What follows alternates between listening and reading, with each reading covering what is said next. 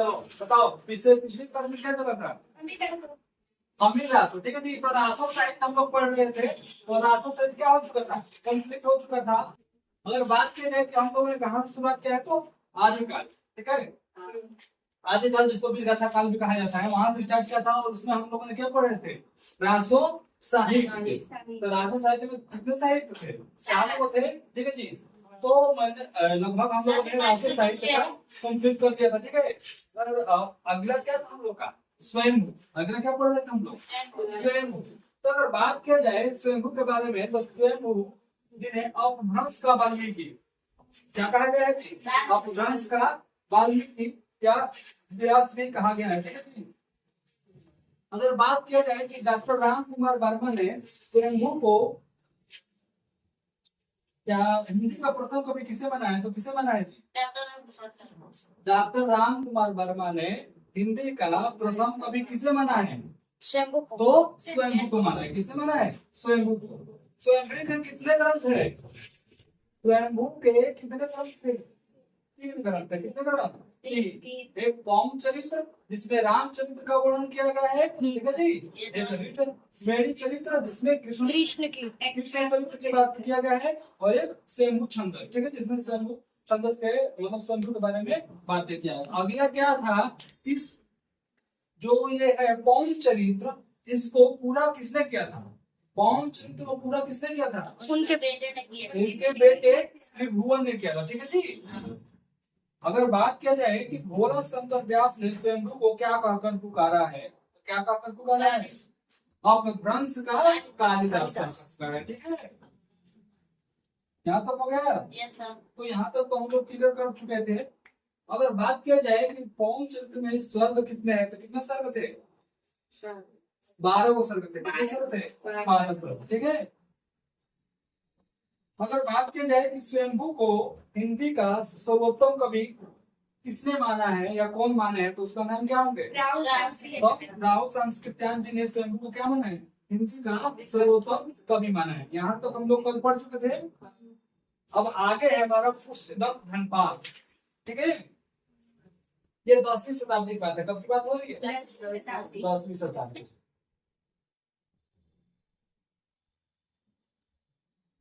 ठीक है जी। तो आप पहले पॉइंट के बारे में लिखो। ये पुष्य दंत जो धनपाल थे, ये पुष्य दंत मूलतः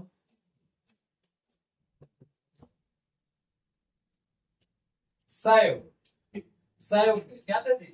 शैव शैव मतलब जो शिव को मानने वाले थे, एक विष्णु को मानने वाले थे, ठीक है। एक अलवार और एक नैनार थे, ठीक है जी। तो नैनार भगवान शिव को मानते थे, अलवार भगवान विष्णु को मानते थे, तो ठीक है। शैव थे, ठीक है। यहाँ तो हो गया। परंतु ये तो पहले क्या थे? शैव थे। परंतु बाद में अपने आश्रयदाता, बाद में अपने आश्रयदाता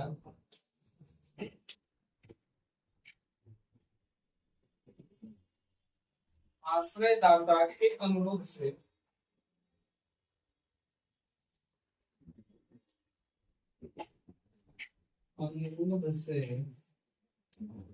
जैन हो गए। क्या हो गए जी? जैन मतलब कि महावीर जो जैन सुनो ना, महावीर स्वामी हो रहा जैन कवि, तो वो जैन हो गए। किसके कहने पे? अपने आश्रयदाता। आश्रयदाता क्या होता है, कौन बताएगा? जिसपे वो आश्रित रहते हैं, जिसपे हम लोग डिपेंड है, जिसपे हम लोग क्या है? डिपेंड है, निर्भर है, उसको क्या कहते हैं? आश्रयदाता। यानी जिस राजा के दरबार में ये लोग रहते थे, उनकी कविताएं पढ़ते थे, तो उनको क्या बोला जाता? आश्रयदाता। तो उन्हीं का रूप में ये क्या हो गए? जैन हो गए, ठीक है। यहाँ तक क्लियर हुआ जी? अगला पॉइंट है पुष्प दंत को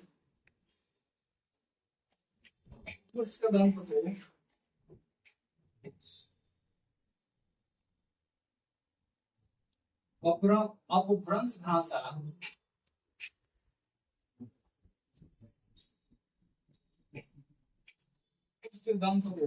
अपभ्रंश भाषा का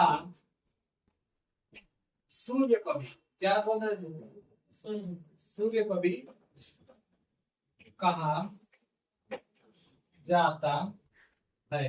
ठीक है, पुष्प दंत को क्या बोला जाता है, अपभ्रंश का सूर्य कवि। ठीक है,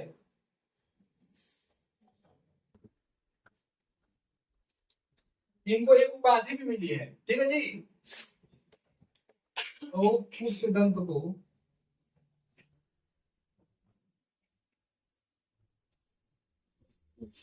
हो गया अधिमान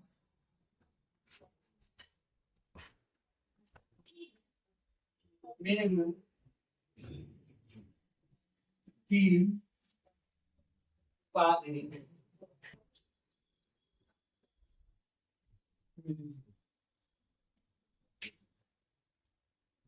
ठीक है जी, तो उस दंत को कौन सा अगर उपाधि मिला था, तो अधिमान मेरु की उपाधि मिली थी। उस दंत को क्या कहकर पुकारा जाता है, तो अपभ्रंश भाषा का सूर्य कवि कहा जाता है। उस दंत पहले क्या थे, तो शैव थे, बाद में क्या बन गए, तो जैन बन गए। समझ में आ रहा है ना।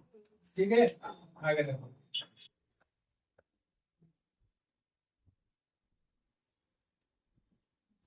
देखो, भोला शंकर व्यास ने, भोला शंकर व्यास ने इन्हें अपभ्रंश भाषा का हो गया, तो माघ माघ। ठीक है जी, माघ कामा भारवी भारवी। ठीक है, फिर बाण और भावभूति भावभूति कहा है। देखो, भोला शंकर व्यास जी ने इनको अनेक उपाधि दिया है, माघ का, धार्मिक का, बाण का और भावभूति का। ठीक है,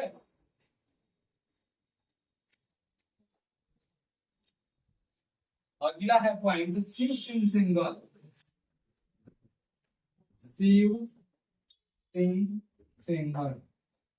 ठीक है, शिव सिंह सिंगर ने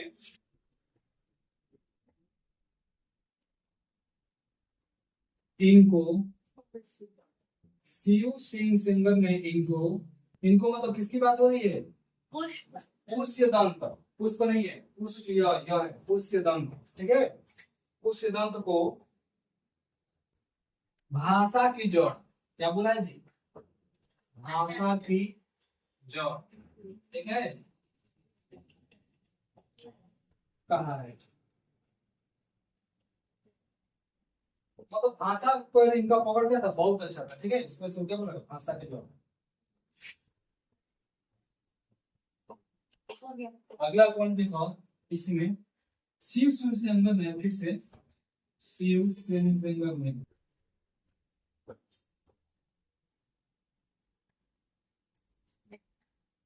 शिव सिंह सिंगर ने इन्हें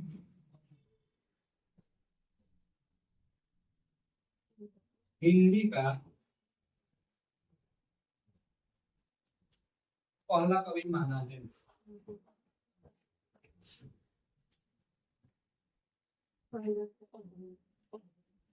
अब देखो, हिंदी का पहला कवि अनेक लोगों ने अनेक अनेक चीजों को माना है।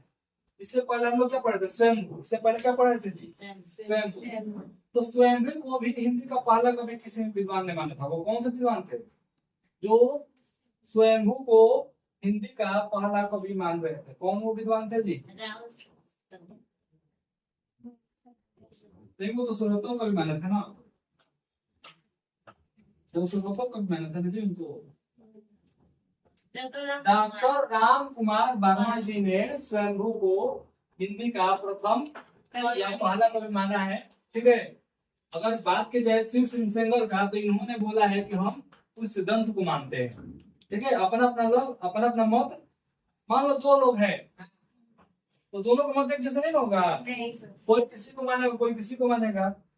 तो ठीक वैसे ही शिव सेनगर ने माना है उस सिद्धांत को धनपाल को, और राम कुमार वर्मा ने किसको माना है, स्वयंभू को। ठीक है, देखो प्रमुख ग्रंथ ग्रंथ, इनके प्रमुख ग्रंथ कौन कौन से, एडिट डालो प्रमुख ग्रंथ, मिटा तो नहीं है।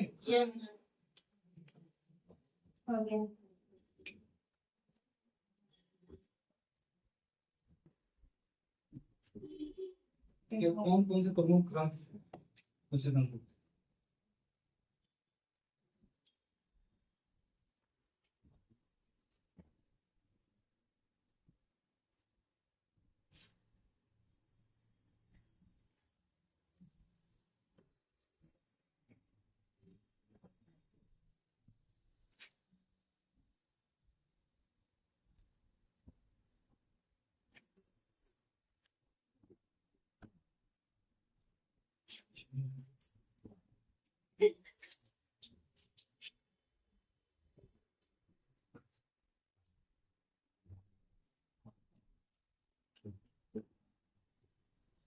देखो पहला प्रमुख ग्रंथ में पहला नंबर महापुराण, पहला लिखो महापुराण। ठीक है, महापुराण पहला है। दूसरा लिखो शिव महिमा स्रोत, शिव महिमा स्रोत।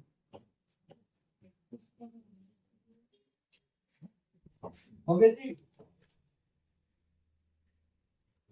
तीसरा लिखो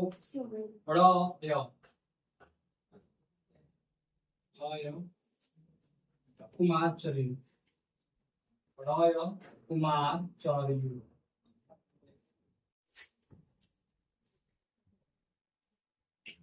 ठीक है, चौथा लिखो जसहर चरित्र,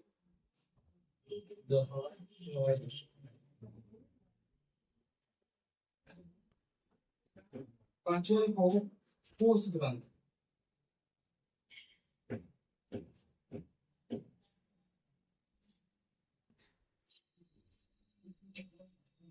ध्यान सुन लो। अगर बात पे जाएंगे ग्रंथ की तो कितने ग्रंथ है, पांच ग्रंथ है। कितने, पांच। महापुराण, शिव महिमा स्रोत, रण कुमार चरियु, जसहर चरियु, कोश ग्रंथ। ठीक है जी। अगर बात की जाए, ये बहुत बार क्वेश्चन पूछा है, बड़ा कुमार चरियु से क्या क्वेश्चन पूछा है, किसमें किसकी बात किया गया है। तो इसमें बात क्या है, नाग कुमार चरित्र का। इसके बाद क्या है, नाग कुमार चरित्र का, नाग कुमार चरित्र का चित्रण किया गया। ठीक है, अगर जसहर चरित्र में किसका बात किया गया है, तो यशधर चरित्र, यशधर चरित्र। ठीक है, अगर बात किया जाए कि महापुराण में किसकी बात किया गया है, जो पहला है, तो महापुराण में कृष्ण लीला का वर्णन, भगवान श्री कृष्ण का कृष्ण लीला का वर्णन किया गया है। ठीक है, या तो कहोगे जी।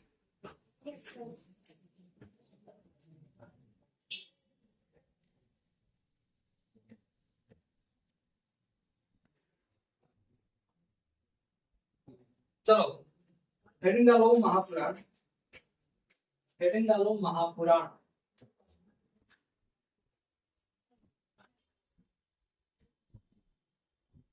तो महापुराण में कृष्ण लीला का वर्णन किया गया, किधर हो गया यहाँ से।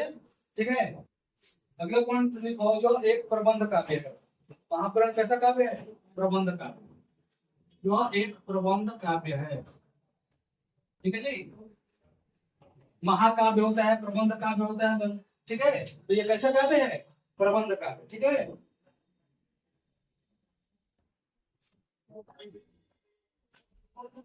ओके, यहाँ तो देखो अगला पॉइंट, इसमें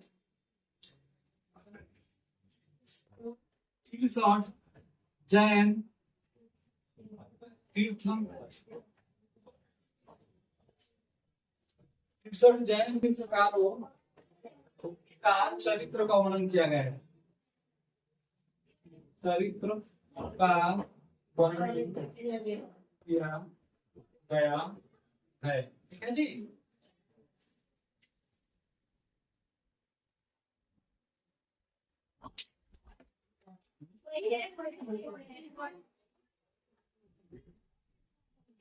हो गया। इसमें किसका वर्णन किया गया है? तिरसठ जैन तीर्थकारों का चरित्र का वर्णन किया गया है। ठीक है, आगे लिखो।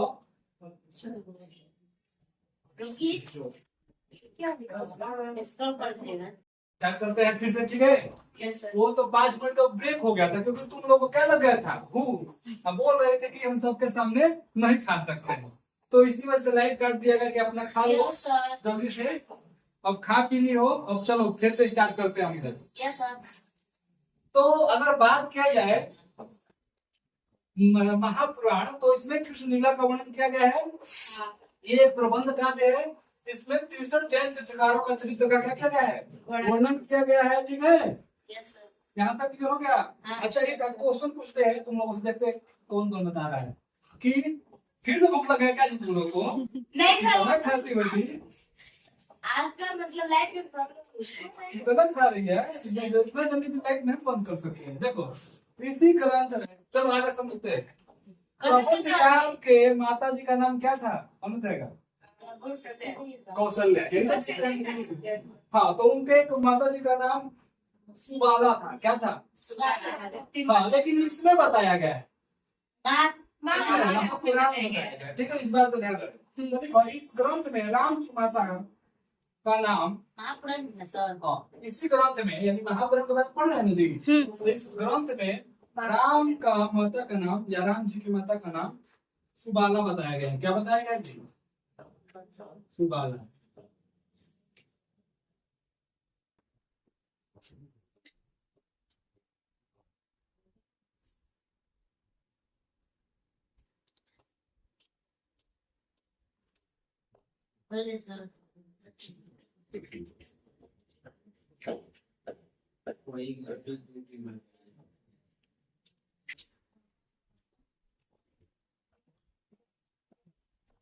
इस ग्रंथ में राम जी की माता का नाम क्या बताया गया है? सुबाला बताया गया। ठीक है, तो आगे देखो। अब पढ़वाने कुमार चरियू लिखो। अगला अगला हैंड डालो, इसको मिटाओ।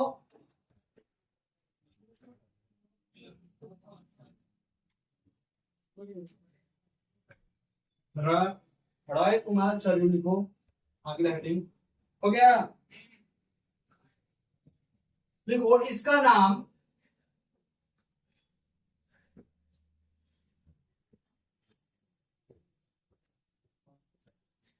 इसमें किसका चरित्र का वर्णन किया गया है जी?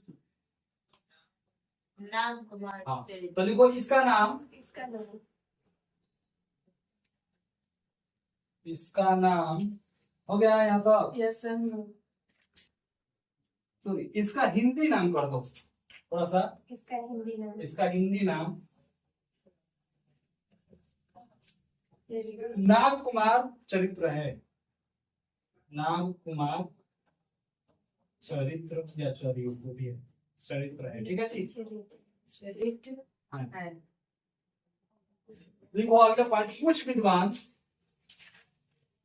हाँ, अगला पॉइंट, कुछ विद्वान जय कुमार चरियू मानते हैं। नाग कुमार है ना जी, तो कुछ विद्वान बोलते हैं कि नहीं, ये नाग कुमार नहीं, जय कुमार चरियू। ठीक है, चरियू है, चरित्र। ठीक है, हो गया। वो एक प्रबंध काव्य था, लेकिन देखो यह एक खंड काव्य है। यह एक खंड काव्य है। कौन सा काव्य है? खंड काव्य। ठीक है, इसमें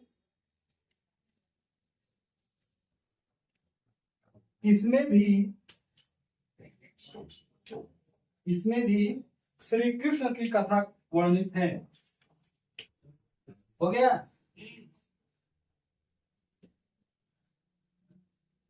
अगला लिखो जसहर चर्यू। अगला हेड लिखो जसहर चर्यू।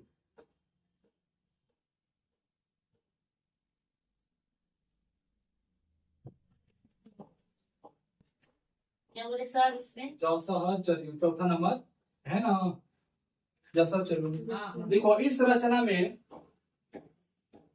इंपॉर्टेंट है, इस रचना में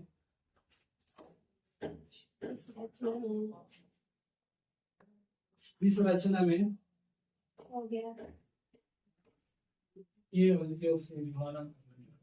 इस रचना में यशोधरा का चरित्र,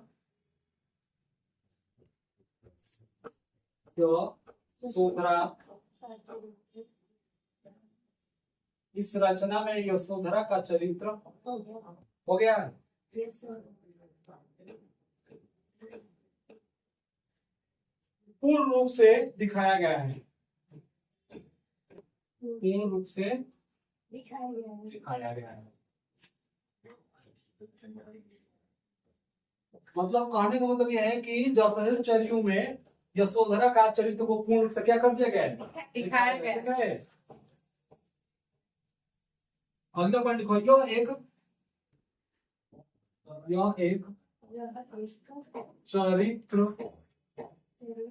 प्रधान ग्रंथ है, ठीक है। अगला पॉइंट लिखो, इसमें करुण रस की प्रधानता है, ठीक है जी। अब समझो इस चीज को, समझो क्या बोल रहे हैं। अगर बात किया जाए महापुराण में, तो कृष्ण लीला का वर्णन किया गया है, ठीक है। ब्रह्मचर्य में नाग कुमार चरित्र का वर्णन किया गया, जसहर चर्यू में यशोधरा का चरित्र, ठीक है जी। अगर बात की जाए कि जसहर चर्यू, तो इस रचना में यशोधरा का पूरा चरित्र का क्या कर दिया है, वर्णन किया गया है। यह एक चरित्र प्रधान, चरित्र मतलब क्या होता है, कैरेक्टर, कि किसका कैरेक्टर कैसा है, दिख रहा है, सभी का कैरेक्टर बताया जा रहा है, कौन कैसा है, ठीक है। इसको क्या बोला गया, चरित्र।